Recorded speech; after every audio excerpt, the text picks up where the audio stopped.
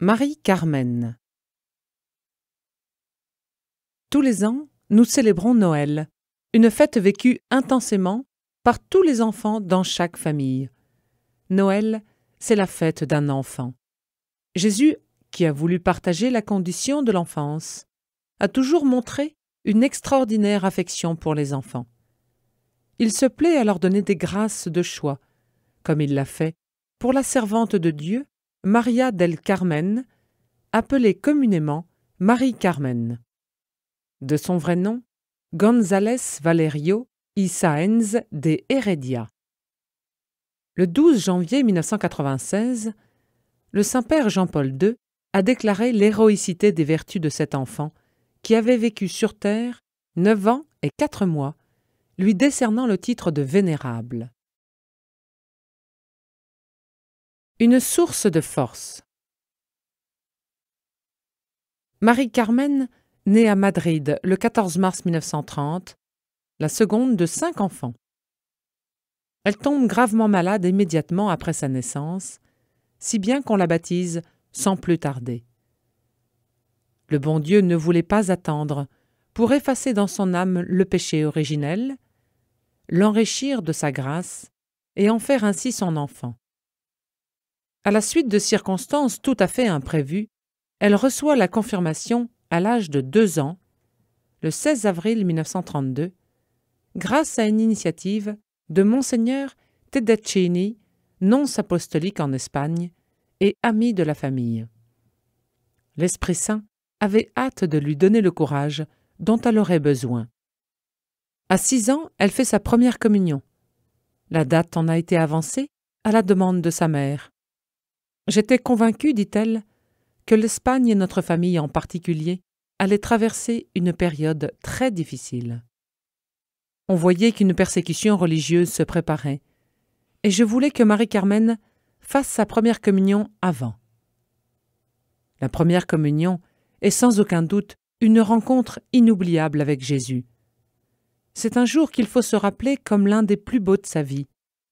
L'Eucharistie, instituée par le Christ à la veille de sa passion, au cours de la dernière scène, est un sacrement de la Nouvelle Alliance. Et c'est même le plus grand des sacrements. Le Seigneur s'y donne en nourriture des âmes sous les espèces du pain et du vin.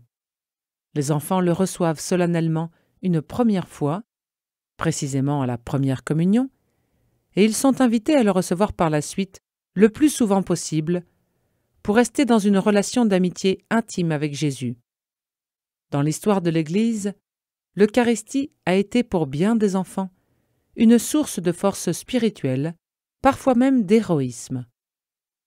C'est pourquoi le pape Saint Pie X permit et encouragea la réception de la Sainte Communion dès l'éveil de la raison. Marie-Carmen a bénéficié de cette faveur, comme en témoigne sa mère. Elle a commencé à se sanctifier réellement après sa première communion, et c'est à l'occasion d'une communion qu'elle fera son offrande complète à Dieu. Le 15 août 1936, des miliciens communistes arrêtent son père. Celui-ci dit à sa femme « Les enfants sont trop petits, ils ne comprennent pas. Tu leur diras plus tard que leur père a donné sa vie pour Dieu et pour l'Espagne, pour qu'on puisse les élever dans une Espagne catholique, où le crucifix préside dans les écoles. » Peu de temps après, il est assassiné. À la mort de son mari, Madame González Valerio se trouve en très grand danger pour sa vie à cause de sa foi chrétienne. Elle se réfugie à l'ambassade de Belgique, tandis que ses enfants sont accueillis par une de leurs tantes. Un jour, on apprend que les 5 enfants vont être envoyés en URSS, comme tant d'autres, pour y être élevés dans le marxisme. L'ambassadeur accepte alors, malgré le manque de place, de les prendre à l'ambassade. Nous sommes le 11 février 1937. Une dignité propre à l'homme. Marie-Carmen se montre très attentive à aider beaucoup sa mère, tout en demeurant une enfant très enfant. Et pourtant elle se distingue par une pudeur pratiquée jusque dans les détails, a priori insignifiants. Un jour, raconte sa mère, elle devait aller à une fête d'enfants. Je lui avais mis une petite robe décolletée, sans manches, et je lui avais bien recommandé de ne pas la froisser. Mais je m'aperçus qu'elle avait enfilé une veste. Je me suis fâchée et je l'ai grondée. Elle me dit en pleurant qu'elle ne sortirait pas avec cette robe. Ma mère, qui assistait à la tragédie, me prit à part et me dit que je n'avais pas le droit d'étouffer les sentiments de pudeur qu'elle avait déjà remarqués chez elle, et que j'aurais à rendre compte à Dieu de l'éducation que je lui donnais. C'est ainsi que Marie-Carmen est allée à la fête avec sa veste. Sa grand-mère avait raison, cette pudeur instinctive vient de Dieu. Cette délicatesse spéciale, inspirée par Dieu, explique l'attitude de Marie-Carmen dans des circonstances qui n'ont pas d'importance pour les autres enfants. À l'âge de 2 ans, elle ne se laisse pas déshabiller devant son frère, son aîné d'1 an, qui est dans la pièce et ne s'occupe pas d'elle. En été, elle souffre tant d'aller à la plage qu'on doit la laisser jouer dans le jardin de la maison. C'est à ce moment-là, dit sa mère, que j'ai commencé à comprendre qu'il y avait quelque chose d'exceptionnel dans la conduite de ma fille. Cet amour passionné pour la pudeur provient d'une lumière très vive que Dieu lui a donnée sur la grandeur et la fragilité de la vertu de chasteté. La divine providence a voulu ainsi donner à notre époque de laisser aller un exemple très élevé. Le catéchisme de l'Église catholique attire notre attention dans le même sens lorsqu'il parle de la pudeur. La pudeur préserve l'intimité de la personne. Elle désigne le refus de dévoiler ce qui doit rester caché. Elle est ordonnée à la chasteté, dont elle atteste la délicatesse. Elle guide les regards et les gestes conformes à la dignité des personnes et de leur union. La pudeur protège le mystère des personnes et de leur amour. Elle invite à la patience et à la modération dans la relation amoureuse. Elle demande que soient remplies les conditions du don et de l'engagement définitif de l'homme et de la femme entre eux. La pudeur est modestie. Elle inspire le choix du vêtement. Elle maintient le silence ou la réserve là où transparaît le risque d'une curiosité malsaine. Elle se fait discrétion. Il existe une pudeur des sentiments aussi bien que du corps. Elle proteste, par exemple, contre les explorations voyeuristes du corps humain dans certaines publicités. La pudeur inspire une manière de vivre qui permet de résister aux sollicitations de la mode et à la pression des idéologies dominantes. Les formes revêtues par la pudeur varient d'une culture à l'autre. Partout, cependant, elle reste le pressentiment d'une dignité spirituelle propre à l'homme. Elle naît par l'éveil de la conscience du sujet. Enseigner la pudeur à ses enfants et à ses adolescents, c'est éveiller au respect de la personne humaine. Dans une instruction du 8 décembre 1995, le Conseil pontifical pour la famille s'élève contre certaines tendances d'impudicité répandues dans la société contemporaine. Même si elles sont acceptées socialement, il y a des façons de parler et de s'habiller qui sont moralement incorrectes et représentent une façon de banaliser la sexualité, la réduisant à un objet de consommation. Les parents doivent donc enseigner à leurs enfants la valeur de la modestie chrétienne, d'un habillement sobre, de la nécessaire liberté vis-à-vis des modes, toutes caractéristiques d'une personnalité masculine ou féminine mûre. Une nuit à l'hôtel. Marie-Carmen excelle aussi dans la charité à l'égard des pauvres. Quand l'un d'eux sonne à la porte et qu'elle ouvre, elle lui donne d'abord ses petites économies, puis lui dit « Maintenant, sonnez de nouveau pour que ma maman vous donne quelque chose. » Envers les personnes qui aident sa mère, elle a une délicatesse qui n'est pas de son âge. « Maman, lui dit-elle, il faut que tu traites bien les domestiques. C'est déjà beaucoup qu'ils nous servent. Pense que toi aussi tu es une servante, puisque tu sers le bon Dieu. » Nous donnions de l'argent à Marie-Carmen pour qu'elle s'achète des jouets, raconte sa grand-mère, mais elle le transmettait à sa nourrice pour qu'elle offre des jouets à ses enfants, lui recommandant bien de n'en rien dire à sa mère ni à moi. La piété de Marie-Carmen se manifeste très tôt.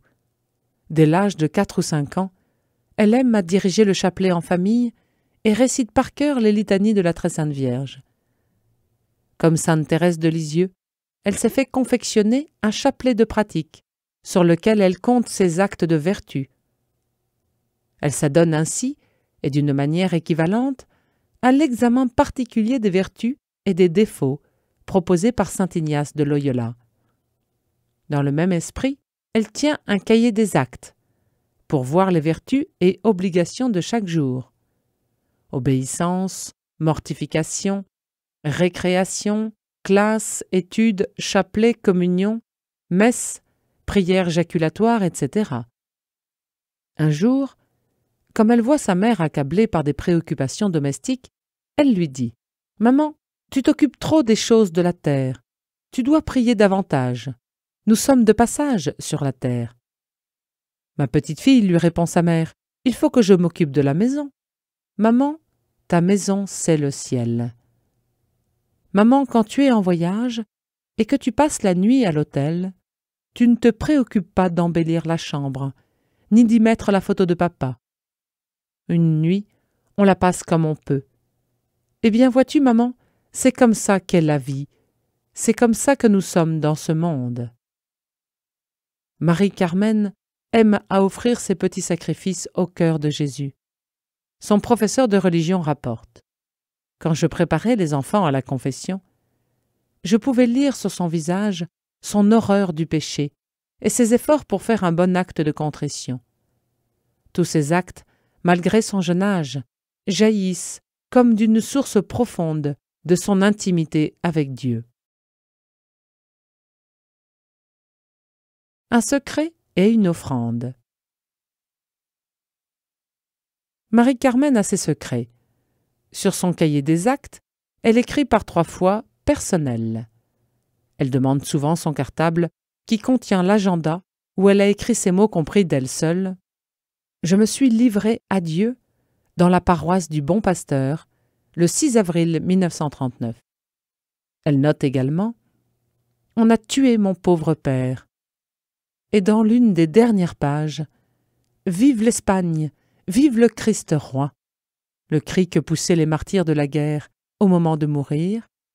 Et aussi elle écrit « Pour papa » le 7 mai 1939, tout à fait personnel.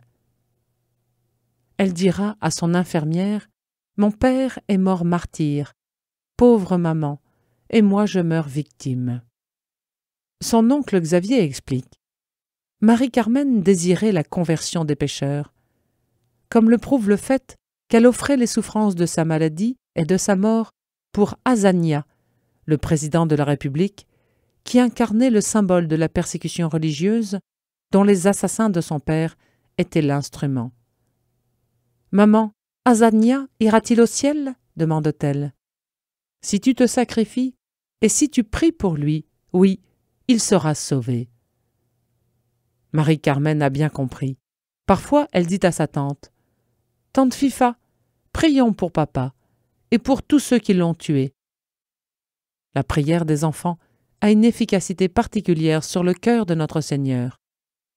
Le Rédempteur de l'humanité semble partager avec eux sa sollicitude pour les autres, pour les parents et pour leurs camarades, garçons et filles. Il attend réellement leur prière. Quel pouvoir immense a la prière des enfants! Elle devient un modèle pour les adultes elles-mêmes. Prier avec une confiance simple et totale veut dire prier comme savent prier les enfants. Le 3 novembre 1940, le président Azania meurt à Montauban. D'après le témoignage écrit de Monseigneur Théas, l'évêque du diocèse, qui lui prêtait son assistance spirituelle à ce moment, Azania, malgré son entourage, reçut en toute lucidité le sacrement de la pénitence, ainsi que l'extrême-onction et l'indulgence plénière, expirant doucement dans l'amour de Dieu et l'espérance de le voir. Il ignora que sa route s'était croisée avec celle d'une petite fille de 9 ans qui avait prié et souffert pour lui. Jésus, Marie, Joseph. Peu après l'offrande du 6 avril 1939, le calvaire de Marie-Carmen commence. Elle doit s'aliter. Tout d'abord apparaît une otite qui se complique et dégénère en septicémie, une infection du sang. Le 27 mai, on la transporte en voiture à Madrid où elle est opérée. Mais comme on voit que la maladie va être longue, on la ramène chez elle. Certains jours, on lui fait plus de 20 piqûres. Une diarrhée continuelle très forte lui est spécialement pénible. Elle doit absorber toutes les 2 heures une espèce de purée de glands répugnante. Quelquefois, son dégoût est tel qu'elle ne peut s'empêcher de vomir. Mais une demi-heure plus tard, elle est prête à la prendre de nouveau sans protester. Une oreille est attaquée par le mal et elle perd la seconde pour être restée trop longtemps couchée dessus. Une double phlébite s'ajoute à ces maux. Des plaies gangreneuses se forment. Elle s'évanouit de douleur quand on change ses draps. Seul le nom de Jésus l'aide à tout supporter, car personne ne pense à lui donner des calmants. Marie-Carmen demande à l'enfant Jésus de te guérir, lui dit sa mère. Non, maman, je ne demande pas ça. Je demande que sa volonté se fasse. Elle désire qu'on lui lise souvent les prières pour les agonisants et vit par la pensée davantage au ciel qu'ici-bas. 17 juillet 1939. Elle avait prédit plusieurs fois qu'elle mourrait le 16 juillet, fête de Notre-Dame du Mont-Carmel, et sa fête à elle, Carmen. Mais apprenant que sa tante Sophie se marie ce jour-là, elle annonce qu'elle ne mourra que le lendemain. Effectivement, le 17 juillet vers 13 heures, elle se recueille en présence des anges, dont elle entend le chant « Je meurs martyr, laissez-moi partir maintenant, docteur. Vous ne voyez pas que la Sainte Vierge vient me chercher avec les anges ?» En effet, à la stupéfaction de tous, joignant ses petites mains, elle dit « Jésus, Marie, Joseph, assistez-moi dans ma dernière agonie. Jésus, Marie, Joseph, faites que je meure en votre sainte compagnie. » Ce sont ses dernières paroles. Puis se soulevant légèrement, comme pour prendre quelque chose, elle retombe sur l'oreiller et rend le dernier soupir, sans agonie, sans contraction du visage. Défigurée par la maladie, elle retrouve dans la mort toute sa beauté, et son corps exhale un doux parfum. Le médecin légiste atteste la mort, mais constate avec étonnement que le corps de l'enfant ne présente pas l'aspect d'un cadavre. Un point de repère. L'exemple de Marie-Carmen met sous nos yeux un fruit de la grâce de Dieu, fécondé par une bonne éducation. La tâche éducative requiert une attention aimante et délicate pour les enfants, comme le recommande saint Benoît. On aura toujours égard à la faiblesse des enfants. Envers eux, on usera d'une tendre condescendance, mais une saine fermeté est également nécessaire, selon l'enseignement du catéchisme de l'Église catholique. Les parents sont les premiers responsables de l'éducation de leurs enfants. Ils témoignent de cette responsabilité d'abord par la création d'un foyer où la tendresse, le pardon, le respect, la fidélité et le service désintéressé sont la règle. Le foyer est un lieu approprié à l'éducation des vertus. Celle-ci requiert l'apprentissage de l'abnégation, d'un saint jugement, de la maîtrise de soi, condition de toute liberté véritable. Les parents enseigneront aux enfants à subordonner les dimensions physiques et instinctives aux dimensions intérieures et spirituelles. C'est une grave responsabilité pour les parents de donner de bons exemples à leurs enfants. En sachant reconnaître devant eux leurs propres défauts, ils seront mieux à même de les guider et de les corriger. Par la grâce du sacrement de mariage, les parents ont reçu la responsabilité et le privilège d'évangéliser leurs enfants. Ils les initieront dès le premier âge au mystère de la foi, dont ils sont pour leurs enfants les premiers héros, et à la vie de l'Église. Les parents ont la mission d'apprendre à leurs enfants à prier et à découvrir leur vocation d'enfants de Dieu. une nurse électronique. À notre époque d'audiovisuel, il est fondamental que les parents protègent leurs enfants contre l'influence d'une culture de mort à base de pornographie et de violence. Dans son message sur la famille et la télévision, le Saint-Pape Jean-Paul II précisait « Les parents devraient activement participer à la formation chez leurs enfants d'habitudes d'utilisation de la télévision qui les conduiront à un sain développement humain, moral et religieux.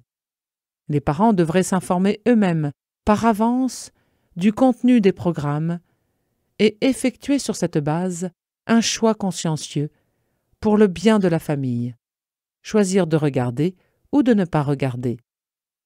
Les parents devraient aussi parler de la télévision avec leurs enfants, en les incitant à réguler la quantité et la qualité de leur utilisation, et à percevoir et à juger les valeurs éthiques sous-jacentes à certains programmes.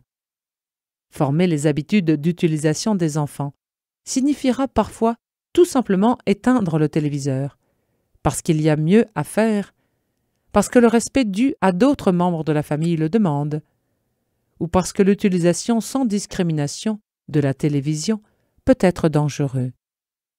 Les parents qui utilisent de manière régulière et prolongée la télévision comme une sorte de nurse électronique abdiquent leur rôle de premier éducateur de leurs enfants.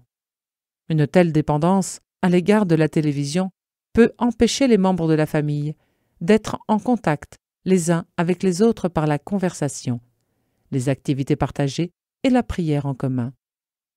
De sages parents savent aussi que de bons programmes peuvent être remplacés par d'autres sources d'information, de divertissement, d'éducation et de culture. Les parents de Marie-Carmen n'eurent pas à affronter le problème de la télévision, propre à la société d'aujourd'hui. Mais en tout temps, le Saint-Esprit éclaire les pères et mères de famille pour leur faire discerner ce qui convient à l'éducation de leurs enfants en vue du salut éternel des âmes.